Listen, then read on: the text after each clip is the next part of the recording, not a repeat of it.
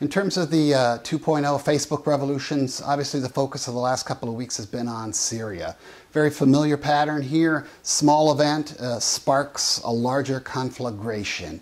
In this instance, it was just some graffiti written by children in a southern impoverished town that sparked local demonstrations, hardcore response from the government, and big surprise, you get the same sort of spreading contagion across the country. Very much like Tunisia, Egypt, and Libya, you get a lot of pushback from the government, a lot of citing of foreign infiltrators and noting of conspiracies and whatnot.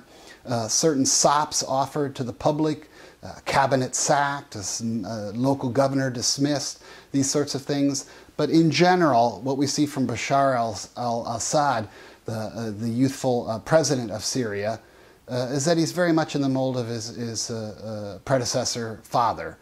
Very much resistant to overall reform and pretty much promising a defiant tone in light of these growing protests. This is clearly the biggest crisis for Syria since a similar sort of unrest unfolded in the early 1980s. And of course then the elder Assad basically cracked down very vociferously, massacring an entire city, something that would be hard to do in today's age of transparency and connectivity. We're not expecting anything that bad in Syria, but the West's hope that Bashar al-Assad is going to turn out to be the reformist son, something that the West has basically been pining for the last decade, we don't see any evidence of that. And we believe that that hope is largely misplaced. What is crucial about this development, though, this is the first time we've seen a real enemy of the United States in the form of Syria be affected by the Facebook 2.0 revolutions. Syria is crucial because it links Iran throughout the Middle East, and especially to Hamas in the Gaza Strip and to Hezbollah in Lebanon. Syria has also played kind of an interesting role as sort of the gateway, diplomatic-wise, for Turkey's efforts in the region recently. And of course, it's next door to Iraq, which is a very fragile system, in addition to being next door to Libya, which is also fragile. For now, we don't see the Obama administration making much of an effort on this. They basically eschew any sort of Western intervention and play down any potential for that.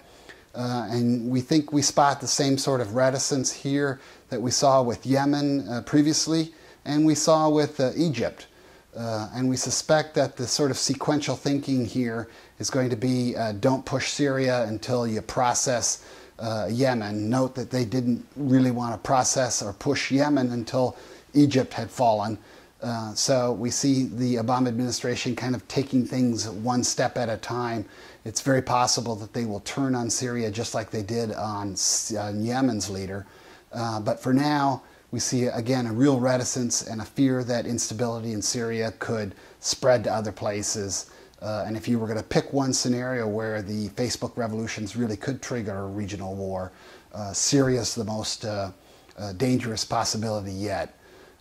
So our recommendation, while we'd like to see the United States, as we noted in the last CoreGap report, push on Syria, we really think it needs to give up the Obama administration, this notion that Assad is a closet reformer and that things will work out eventually under him. We don't see that happening, and we see ultimately this being an excellent opportunity to roll back Iranian influence and worth the risk involved.